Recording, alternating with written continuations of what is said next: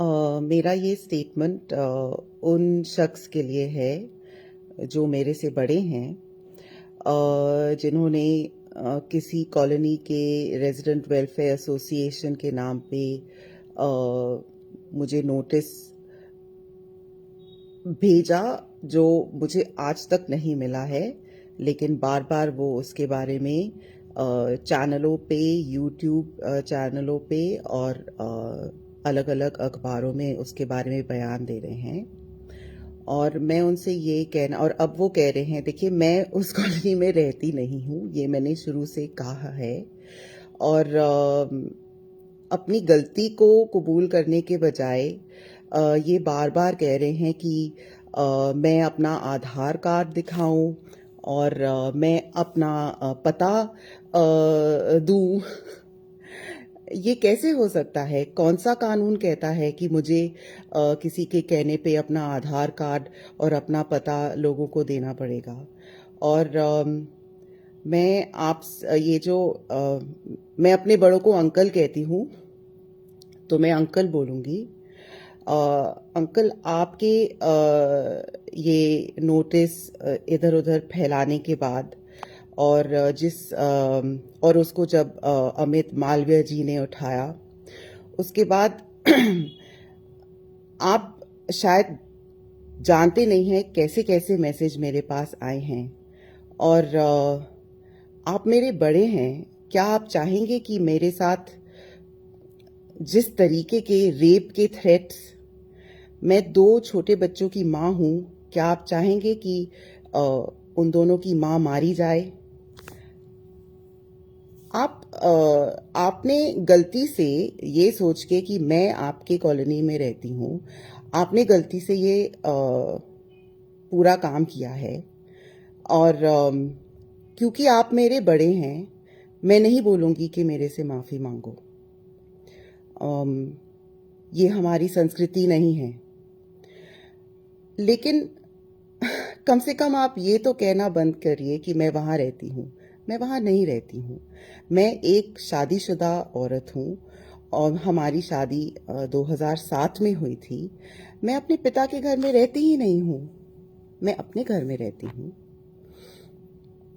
तो इधर उधर, और जब आप बार बार कहते हैं ना कि अपना एड्रेस तो अपना, मुझे याद आता है जब मैं कॉलेज जाती थी, स्कूल जाती थी, और रोड में जो लफंगे खड़े होते थे, क्या नाम है तुम्हारा, कहाँ रहती हो, इधर तो देखो। ये एक तरीके का हैरेसमेंट है। और शायद आप अपनी आइडियोलॉजी में और हिंदुत्ववाद में इतने भड़के हुए हैं कि आपको ये समझ नहीं आ रहा कि आप जो कह रहे हैं, I am a private lady, you cannot keep, आप मेरा एड्रेस आप ऐसे बार बार नहीं पूछ सकते हैं, प्लीज।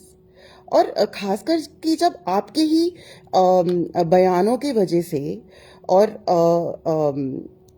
अमित मालवीय जी को इसको ऐसे बिना कार्रवाई किए, बिना पूछताछ किए कि क्या मैं वहाँ रहती हूँ कि नहीं, उसको ऐसे ट्वीट करना, उसके बाद जो आपके आपके एक्ट्स के जो समर्थक हैं, आपकी सोच के जो समर्थक हैं, जिस तरीके के थ्रेड्स उन्होंने मुझे भेजे हैं, क्या आप चाहते हैं कि ऐसा हो? और आप इस वातावरण में आप ऐसे मेरा एड्रेस बार बार अखबारों से कैसे मांग सकते हैं?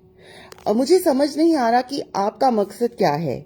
आप क्या मुझे धमकाना चाहते हैं, डराना चाहते हैं? आप चाहते हैं कि गुंडे आके कुछ यहाँ करें गलत?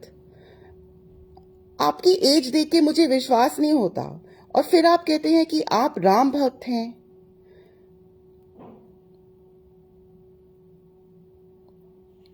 श्री राम मेरी भी रक्षा कर रहे हैं ऊपर से। आप ये बंद कीजिए। अंत में हम दोनों वहीं पे मिलेंगे जहां भगवान हैं।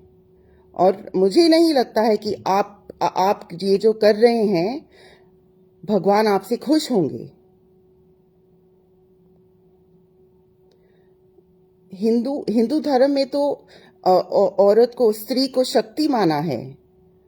हम भगवान की जो शक्ति है उसको देवी के रूप में हम पूजते हैं, और आप ऐसे ऐसे बार बार इसको करके, जब आपकी गलती है, आपने गलत फहमी में ये सोच के कि मैं आपके जगह में रहती हूँ, आपने ये किया है, मैं वहां नहीं रहती हूँ, और फिर इसको छोड़ने के बजाय आप इसको ऐसे खींच रहे हैं, लोगों को भड़का रहे हैं। अंकल, आप शायद समझते नहीं हैं, शायद आप दूसरे जनरेशन के हैं, लेकिन आप जो कर रहे हैं, आप क्यों बेवजह, एक तो आप बिल्कुल ही इनोसेंस को खतरे में डाल रहे हैं, क्योंकि कोई भी जो आपने जो एड्रेस इधर उधर डाला है, कोई भी ये समझ के कि मैं वहां रह रही हूं, किसी और के साथ कुछ करे जिसका मेरे साथ कोई नाता ही नहीं है। प्लीज, आपको छोटे बच्चों की परवाह नहीं, चलिए आपको मेरे बच्चों की परवाह नहीं, आपको मेरी परवाह, आप समझते, क्योंकि आपके जो समर्थक हैं उन्होंने कहा है कि मुझे मारा जाना चाहिए, जो भी करना चाहिए, लेकिन कोई जिन बच्चों का जो मेरे बच्चे नहीं हैं, क्या आप उनको भी आप खतरे में डालना चाह रहे हैं? ये कोई तरीका नहीं है। प्लीज, मैं फिर से कह रही हूँ, मैं वहां नहीं रहती हूँ, और कहीं कभी मैं आप जिस जगह आपका जो इशारा है, मैं वहां कभी रही नहीं हूँ।